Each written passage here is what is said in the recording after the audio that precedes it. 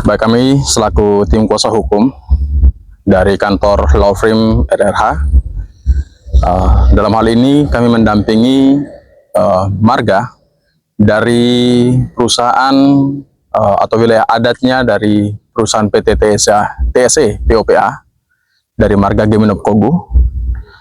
Kurang lebih sekitar 2 bulan kami sudah melakukan pendampingan dan juga advokasi perihal terkait dengan beberapa poin yang menjadi permasalahan serius. Yang diantaranya salah satu adalah kewajiban perusahaan dalam membangunkan atau mendirikan kebun plasma atau kebun masyarakat.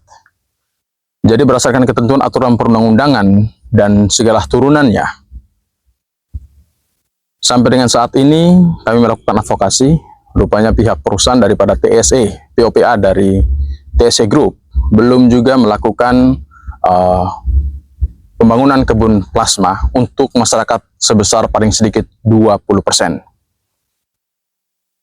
Atas kelalaian tersebut pastinya sangat merugikan pihak marga, dikarenakan apabila pembangunan kebun plasma tersebut telah dilakukan, maka masyarakat sudah memperoleh hasil daripada itu. Dan oleh karena tidak dibangunkan kebun plasma, maka nilai kerugian yang di pihak marga, yaitu marga Gemenop Kogu, sesuai dengan ketentuan kurang lebih sekitar 1,5 triliun terhitung sejak HGU perusahaan keluar 3 tahun setelahnya, berarti kurang lebih dari tahun 2003 sampai dengan sekarang. Kemudian perihal terkait dengan kewajiban hubungan antara perusahaan dengan masyarakat dalam pembangunan kebun plasma atau pembangunan kebun ini, hak masyarakat sebesar 20% itu pun juga tidak diberikan.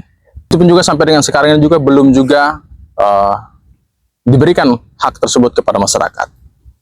Kemudian dalam hal ini juga berdasarkan Perpres nomor 5 tahun 2025 terkait dengan penertiban kawasan hutan, bahwa kami sudah mendapatkan data dari pihak perusahaan dan sudah melakukan survei di lapangan per tanggal 31 Januari 2026, kami menemukan kurang lebih sekitar 77 hektar penanaman kelapa sawit di luar HGU perusahaan PT TSE POPA.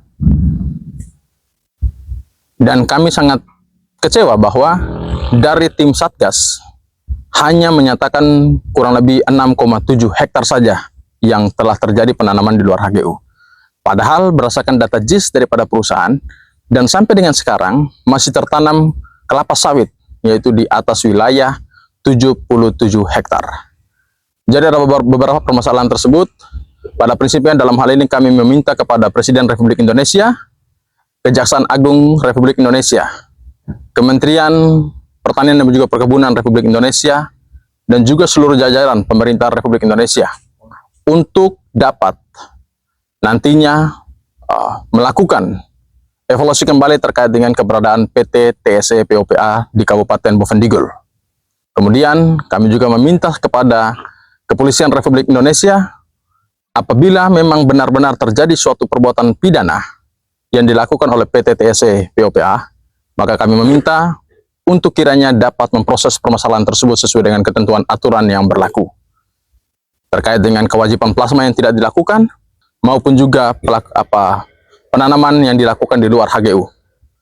Mungkin demikian dari kami. Kami pada prinsipnya meminta dukungan dan juga restu daripada pemerintah Republik Indonesia untuk bisa memperjuangkan hak-hak masyarakat, terlebih khusus masyarakat Papua.